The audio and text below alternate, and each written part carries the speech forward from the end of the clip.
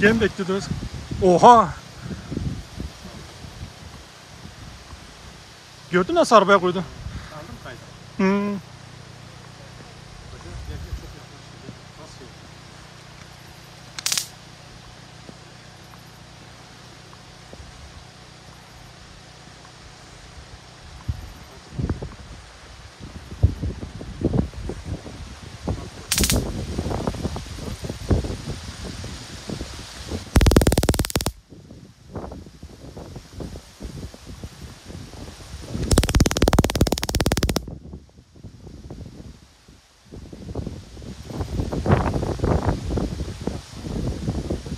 Yo, alışır bu sefer. Neredesin? At o tarafa orayı. Bakın bagaj düşük mü? Ben de yiyeceğim. Git. Gel, Gel, gel, gel, gel, gel, gel. Hadi, hadi, hadi. Hop, hop, hop, hop. Ne var şimdi? Bakalım beni.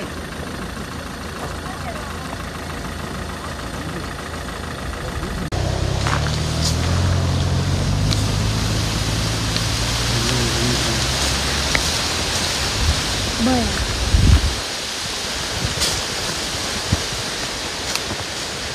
Hadi bizi koruyacaksın değil mi? Geziyoruz. Kaçıp gitmeyeceksin değil mi? Koş, koş.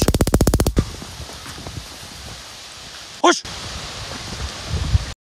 Dur baksana. Abimiz bu aralar ayı popülasyonu bölgede bir hayli artmıştı. Bu hayvanlar yaz boyunca hazıra alıştırıldı, piknikçiler tarafından elle beslenmeye çalıştırıldı. Burada çöpler falan derken bu aylar bir hayli hazıra alıştılar. Şu anda havalar bir hayli soğudu. Önümüzde çetin bir kış var. Fakat bu hayvanlar pasifize olduğu için şu anda yemek bulmakta bir hayli zorlanıyorlar.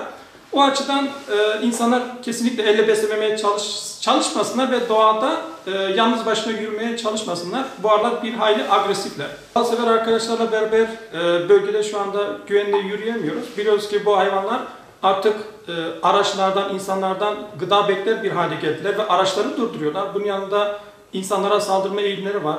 Bir hayli açlar ve oldukça tehlikeliler. Bu açıdan insanlar yalnız başına ormanda yürümesinler ve kesinlikle bunları beslemeye çalışmasınlar. Biz pek çok defa saldırılara tanık olduk ve bunlar içerisinde yaralananlar da oldu. Bazı piknikçiler